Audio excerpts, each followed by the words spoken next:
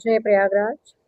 आज हम प्रयागराज की महिमा के विषय में थोड़ा सा जानते हैं, क्योंकि इनकी महिमा का वर्णन कर पाना हमारे और आपके बस की बात नहीं है, क्योंकि इसको शास्त्रों और पुराणों में इनकी महिमा का उल्लेख किया गया है।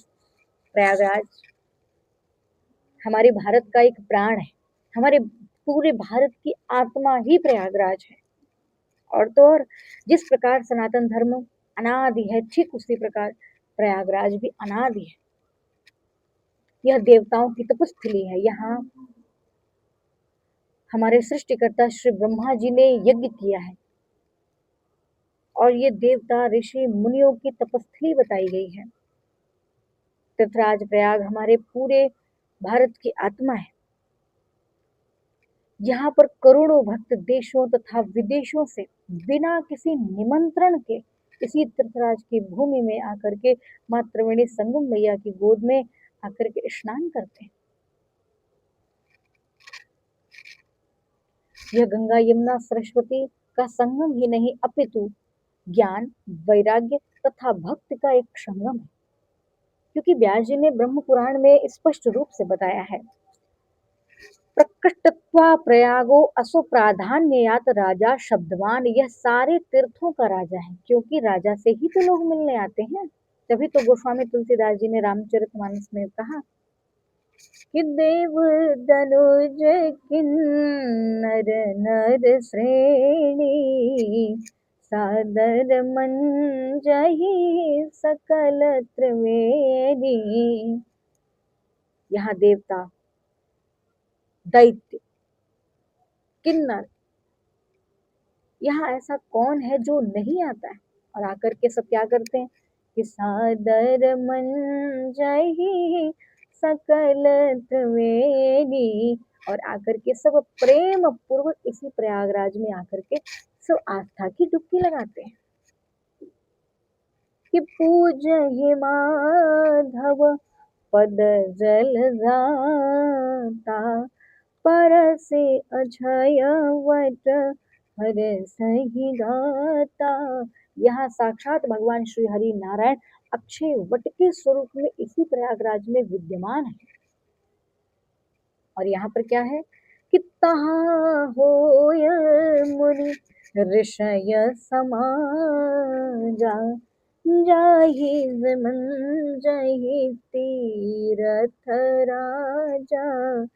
और यहाँ पर एक नहीं, न जाने कहाँ कहाँ से ऋषि और संत महामुनि आते हैं, और उनका भरा समाज यहाँ रहता है, और सभी संत महात्मा महामुनि लोग प्रेम पूर्वक इसी तीर्थराज त्रिवेणी जी में स्नान करते हैं। और इसी तीर्थराज प्रयाग में हमारे बाबा आदिदेव महादेव भूत बावन भगवान शंकर महर्षि भरद्वाज जी के आश्रम में आए थे श्री राम कथा सुनने के लिए। तो स्वामी जी ने कहा है ना कि भरद्वाज आश्रम अति पावन परम रम्य मुनिवर मन भावन। इसी प्रयागराज में महर्षि हमारे श्री भरद्वाज महामुनि रहते थे, जहाँ पर भगवान श्री आदिदेव महादेव ने इसी प्रयागराज की धराधाम में आकर के राम जी की कथा सुनी। और इसी प्रयागराज की धराधाम में हमारे श्री राघवेंद्र सरकार जब 14 वर्ष के लिए वनवास के लिए जा रहे थे, तो इसी प्रयागराज में हमारे प्रभु विश्राम करके आगे की ओर बढ़े। यह तीर्थराज प्रयाग अपनी महानता के कारण ही इसका नाम देवताओं ने तीर्थराज प्रयाग रखा, क्योंकि यहाँ साक्षात श्री हरि नारायण का वास है। यह संगम का अक्षय क्षेत्र है। क्यों? क्योंकि यहाँ किया गया धर्म, कर्म, स्नान, दान, तप, तपस्या, भजन, पूजन, यजन, जो भी आप इसमें करते हैं वह आपको करोड़ों करोड़ों कई गुना फल प्रदान करता है। इसीलिए इसी प्रयागराज के स्थान को भक्ति का सर्वश्रेष्ठ स्थान कहा गया है, जो कि इसका प्रमाण हमारे करोड़ों भक्त हैं जो देशों तथा विदेशों से बिना किसी निमंत्रण के आकर के इसी त्रिवेणी संगम में आस्था की डुबकी लगाते हैं। प्रयागराज की जितनी महिमा कही जाए उतनी ही महिमा कम है। इसी प्रयागराज में बड़े बड़े महामुनि, ऋषि मुनि आए और आकर के यहाँ से अदृश्य हो जाते हैं। प्रयागराज की महिमा अत्यंत और अपरंपार है। और हमारे आपके लिए तो यह परम ही सौभाग्यशाली बात है कि हमें और आपको महाराज प्रयागराज की कृपा प्राप्त हुई है, जो हम त्रिवेणी संगम में स्नान कर रहे हैं। हमारे श्री लेटे हुए हनुमान जी की हमें दर्शन प्राप्त हो रहे हैं। श्री अक्षय वट के स्वरूप में हमारे श्री भगवान श्री हरि नारायण की कृपा प्राप्त हुई। और परम सौभाग्यशाली तो भैया वो लोग हैं जो इसी प्रयागराज क्षेत्र के निवासी हैं, और साथ ही साथ जिनका जन्म इस प्रयागराज की धराधाम पे हुआ है, उनकी तो बात ही क्या कहना है।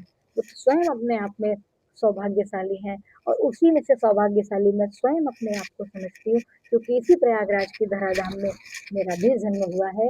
मैं प्रयागराज के बारे में क्या बताऊँ, मैं तो केवल इतना ही कहूँगी कि सब प्रयागराज आइए और प्रयागराज में आकर के आस्था की डुबकी लगाइए और साथ ही साथ अपने इष्ट देव का सुमिरन कीजिए। जय प्रयागराज।